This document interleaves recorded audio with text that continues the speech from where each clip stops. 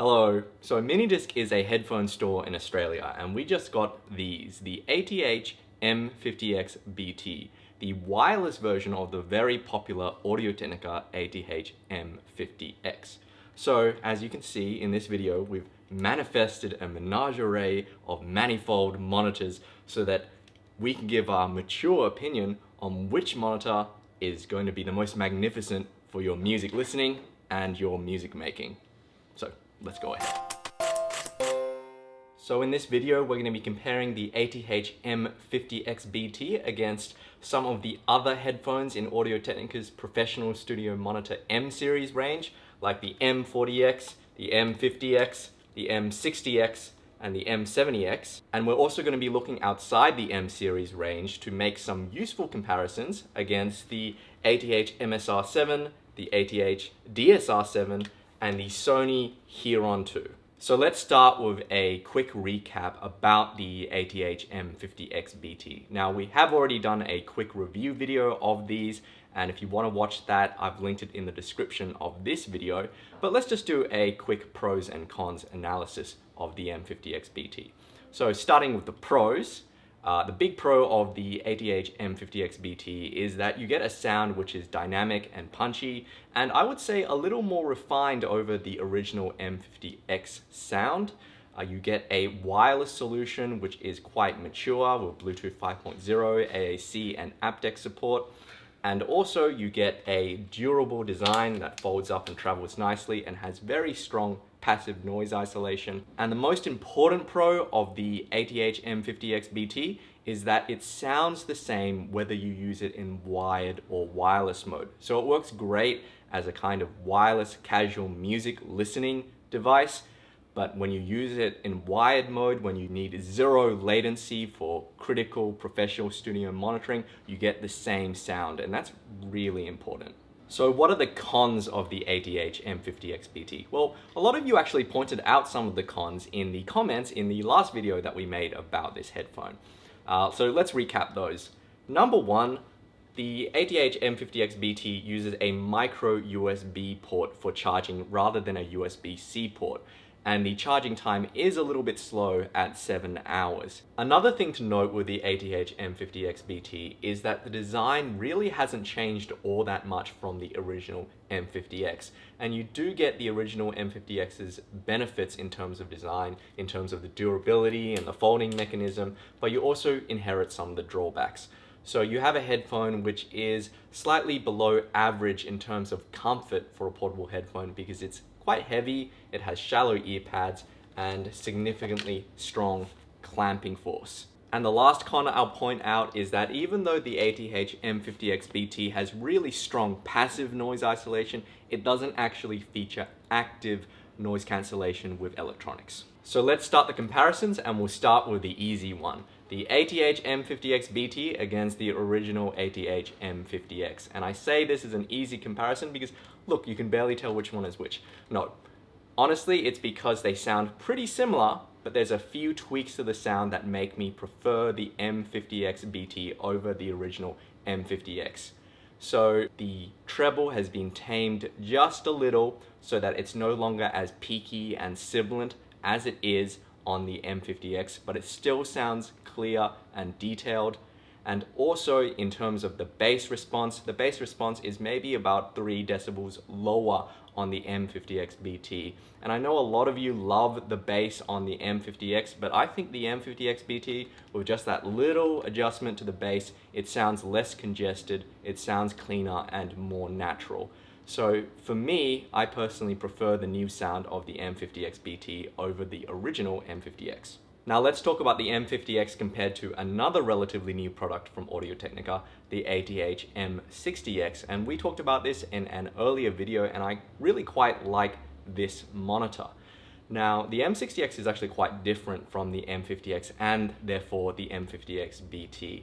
One of the biggest changes is that the treble response is a lot smoother on the M60x, and it's still pretty different from the M50xBT. So if you really hated the treble on the M50x in terms of its slightly metallic, aggressive character, I would feel safer recommending the M60x over the M50xBT. In terms of the other differences in sound, I think the M50xBT has richer mid-range and vocals, and also in terms of the low end, in terms of bass, it's a bit cleaner and punchier than the M60x. But overall, I think these are both great sounding headphones, so it's really a toss-up whether or not you want one or the other. Keep in mind the M60x is not a wireless headphone, but it's more lightweight and compact than the M50x. Now we'll compare the ATH-M50xBT against the ATH-M40x, which is a community darling in some corners of the internet. Now, the differences between the M50xBT and the M40x are a bit like the differences between the M50xBT and the M60x, but they're not as significant. So the M40x is a little closer in sound to the M50xBT. That means that it sounds a little more natural than the original M50x sound. In terms of the treble response, the M40x is definitely the more gentle headphone, even compared to the M50xBT. In terms of the bass response, I think that they're similar in terms of bass response, but I still think that the bass is tighter and punchier on the M50xBT. And in terms of the vocal and the mid-range, it's a bit more rich and enjoyable on the M50xBT. Again, it's still a bit of a toss-up as to which sound you prefer, because the M40x is still more gentle in that higher frequency region. But one thing I should point out is that the M40x, in terms of build quality, is noticeably a step down compared to the M50 and the M60. And in terms of the included cables, you only get long cables that are suitable for kind of studio or computer use with the M40x, whereas with the M50xBT, you only really get a short cable that's suitable for portable use. So it's going to be, depending on how you use the headphone, which one of these you're going to prefer. So the last professional studio monitor headphone that I'm going to compare the M50xBT against is the Audio-Technica M70x. And these are completely different animals, because the M70x has a very, very different sound than almost every other M series monitor. It has a much stronger focus on the high frequencies without the same kind of shrill metallic peak that the M50x and even the M50xBT can have. The bass is much more subdued, but it's also very tightly controlled. And overall, I think that the M70x is the cleaner, the flatter and more accurate monitor out of the entire range. And this is actually the monitor that I use alongside the R70X to monitor the dialogue on these videos. I think this is the more accurate sounding headphone. I think though that because of the M70X has that kind of ruthless attention to high frequencies, it can make some tracks just sound terrible. And as a result, I don't think it's as satisfying to listen to just if you just want to just listen to your music and not analyze it, as the M50xBT. This is more kind of fun to listen to headphone, especially because of that chunky bass response. With the M70X, this is much more of your critical reference tool. Now let's move on to comparing the M50xBT to some other headphones that sit outside the M series studio monitoring range. And we'll start with the Audio-Technica ATH-M50x, which is a very popular wired headphone that sits close to the price point of the ATH-M50xBT. Now you could say that this is almost the opposite of the sound of the M50x, because the M50xBT has emphasis mostly in the bass and the treble regions, whereas the MSR7 is sort of famous for having a particular focus on the upper mid-range. So it really brings out vocalists, and particularly female vocalists.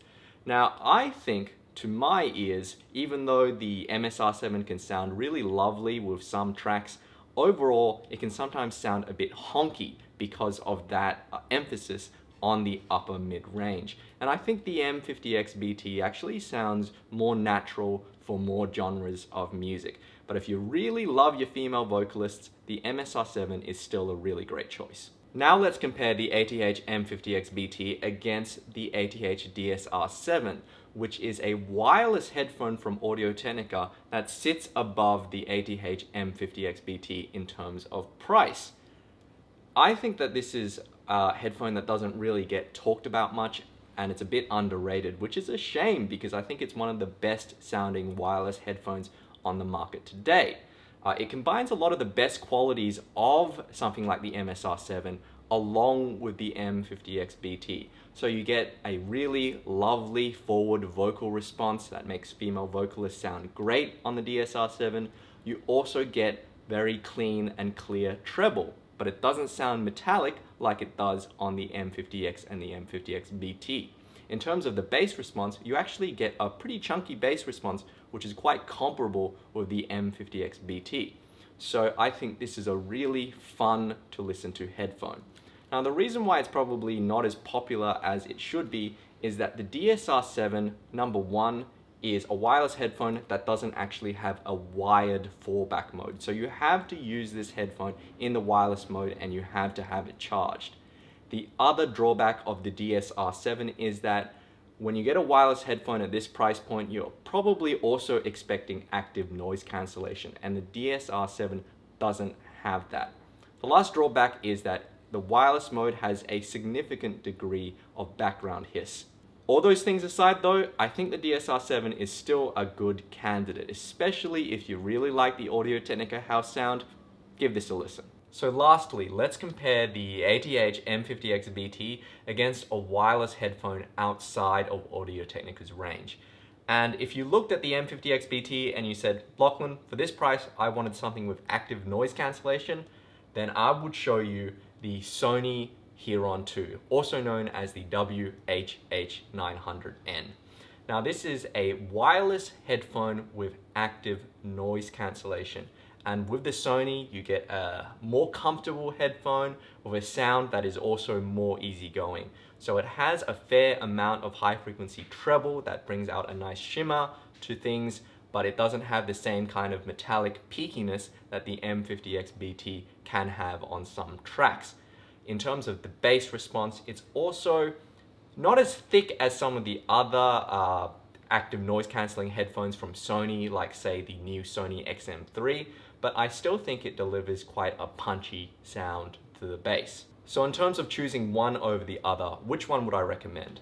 Well, the Sony is the headphone I'd probably recommend to you if you were just after a headphone for portable music listening. I think it's the more appropriate package. But if you also wanted a headphone that did double duties as a studio monitor for professional use, I would really go with the M50xBT, and there's a number of reasons for that.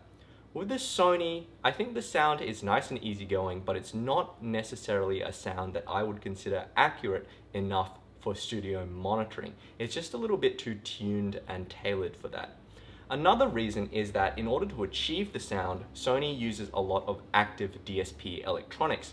So with the Sony, it sounds different whether you have noise cancelling turned on and you have it turned off, and you cannot use the Sony in wired mode without having the headphone on. So you do need a battery charge to make this headphone work.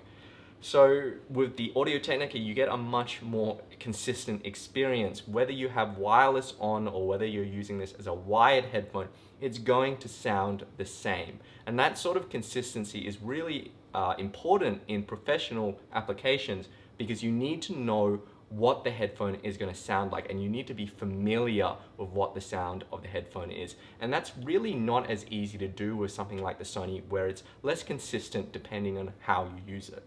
So that brings us to the end of our comparisons. Let us know what you think, and if you're in Australia or New Zealand, you can drop into our showroom to have a listen to any of the headphones in this comparison, or you can order from us online. Check out the links in the description of this video. This is Lachlan from Minidisc TV.